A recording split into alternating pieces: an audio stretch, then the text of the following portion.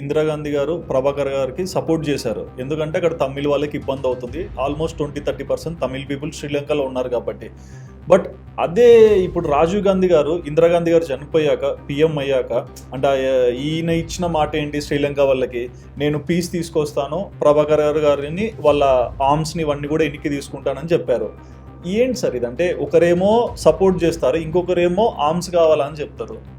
అది ఏం జరిగిందంటే ఇందిరాగాంధీ గారు ఫస్ట్ నేను చెప్పిన ఇనిషియల్ దాంట్లో చెప్పాను కదా, అక్కడ ఉన్న సినలీస్ని ట్యాకిల్ చేయడానికి, సినలీస్ నేషనలిజం ట్యాకిల్ చేయడానికి, తమిళ్స్ని సపోర్ట్ చేయడానికి ప్రభాకరన్ గారికి ట్రైనింగ్ ఇచ్చారు. అవును, ప్రభాకరన్ గారు మొత్తం యూనిట్కి ట్రైనింగ్ ఇచ్చారు. ప్రభాకరన్ గారు 1-2 సార్లు నైనితాల్ వచ్చారు, హిమాచల్ ప్రదేశ్లో కూడా వెళ్ళారు, ట్రైనింగ్ ప్లేస్లో వెళ్ళారు. నాకు ప్లేస్ ఎగ్జాక్ట్లీ గుర్తులేదు, కానీ హిమాచల్ ప్రదేశ్లో ఎక్కడో జరిగింది ట్రైనింగ్.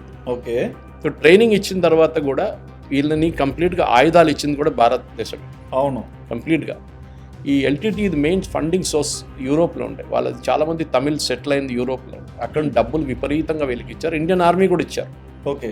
కానీ ఈ అగ్రిమెంట్ మీరు చెప్పిన దానికి ఈ చాలా ప్రాబ్లమ్స్ చాలా అవుట్ ఆఫ్ హ్యాండ్ వెళ్ళిపోయినప్పుడు ప్రాబ్లం అవుతుంది, ఈవెన్ తమిళ్స్కి ప్రాబ్లం అవుతుంది. అప్పుడు జయవర్ధనే గారు, అప్పుడు Sri Lankan president, and Rajiv Gandhi garu agreement sign చేశారు.